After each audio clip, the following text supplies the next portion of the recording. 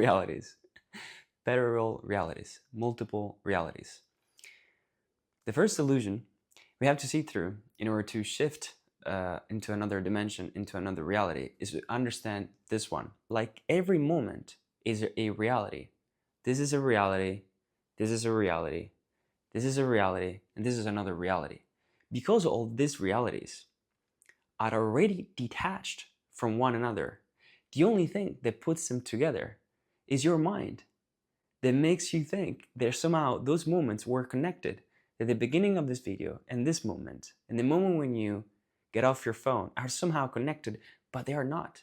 They're only connected because your mind thinks that way and wants to find a connection between these moments.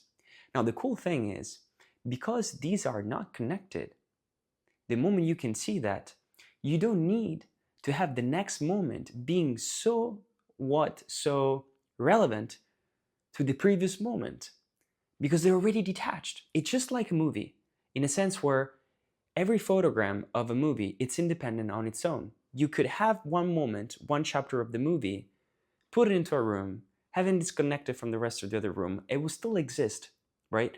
Only when you put all those moments together as photographs all together, they give you the impression there is a movie with a story, but the continuing of that movie, it's only imagined by the mind.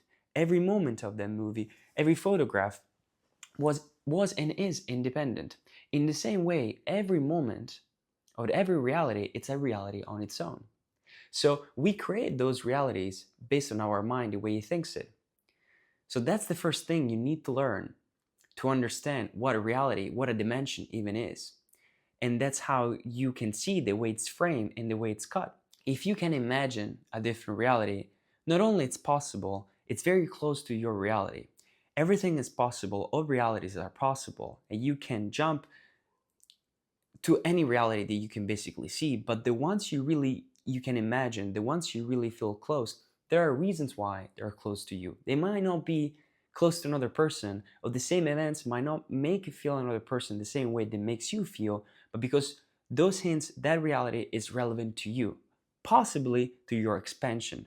So it's not only possible, it's highly likely that you will get into that reality which you can imagine. Imagination per se, it's not what they taught you to believe. It's not something unreal that you make up. It's something very real that you see. So every time you are imagining, you're just seeing something that already exists.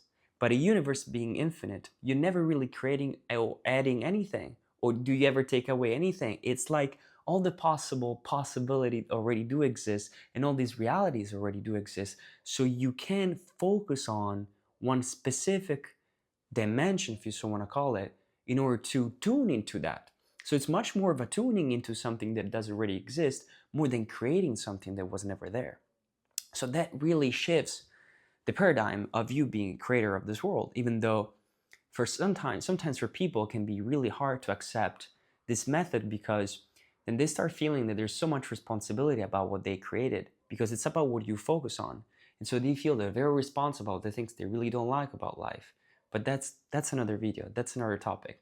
So the first thing that you want to do is try to really reconsider everything you learn about New Age experiences, such as law of manifestation, of attraction, all that, because to make it really simple, if you imagine another version of yourself in another reality, which is slightly different of this one, could be with a different partner, could be with a different job, could be with a different relationship with himself, with his sense of confidence, with money, living in another city, doing another profession. It could be a different version of you, of a lot or maybe just a little, but there's going to be something different, right? To be different from this reality. By the time you see it, instead of you want to tune into it, you want to be that person until those two frequencies match and you live in that, in the new frequency you're matching. One common mistake would be using practices of manifestation, such as repeating that you already have the thing which you don't really have, which is something that that person, the other version of you in the other reality, would never do, because it would be having that thing, it wouldn't be declaring what it has. Just like if you are breathing, you don't really repeat you're breathing, or if you know you're a man, you don't repeat I'm a man, I'm a man. It just wouldn't even cross your mind. So try to see how some practices that you do for the people that already know how to tune into frequencies and energies, are actually pushing you away from being really that version of yourself compared to being it.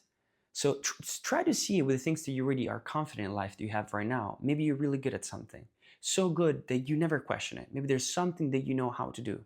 Maybe you're really good at cooking, but you never really think about it because you know that's just the way you are. And so another version of yourself that is good at something and try to achieve right now will be just the same way. Wouldn't be repeating it, wouldn't be doing manifest vision boards. It will just being that person. So there are different level of frequencies where you can access and ways where you can see how that person be living. Somehow has to do with that person's actions, that person's beliefs, and that person's presence, state of being. So the best way to tune into that, first of all, would be to know that reality in the way that it can makes you vibrate, that excites you. So you can take a second to just think or imagine, which is not really imagining, it's actually tuning to that version of yourself that already has that thing that in some way you feel drawn towards it.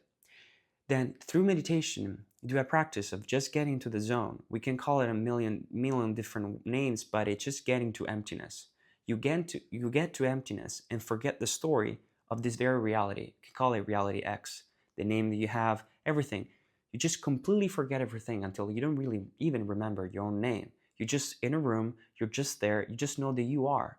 You don't even know who you are, just know that you are. You get to that zone, zone zero.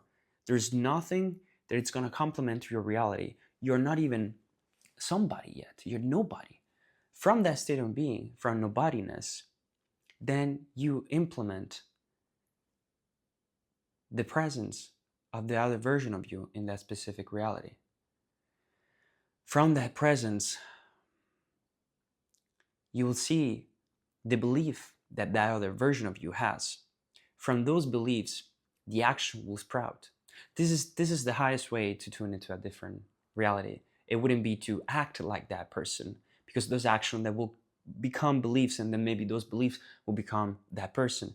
It's the opposite way around. You get into the presence of that version of you which is already there. Otherwise, you wouldn't be able to see it. And you have been doing this all the time, by the way. You've always been shifting realities to get here, to get here, to get here. It's just how intentional and how much fun you can have with it. And also, for the sake of it, just understanding how it works, because it is so much fun to understand how you work, how we work. And so that's the best way to get into it. You understand the level of presence. Become nobody first. Inject the level of presence of this other version of you that just knows, doesn't really do anything, doesn't really believe in anything. It's not. And then from that point of view, from that presence, it will become natural what that version will think, or what would believe in, or what would do. It's not you doing actions that will bring you back to that version of yourself.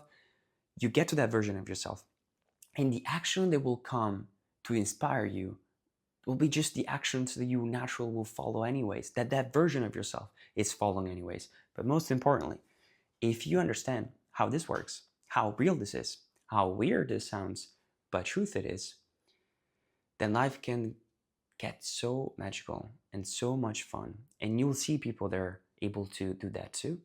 And you see people that will be sleeping in a state of continued reality that it's somehow old or boring.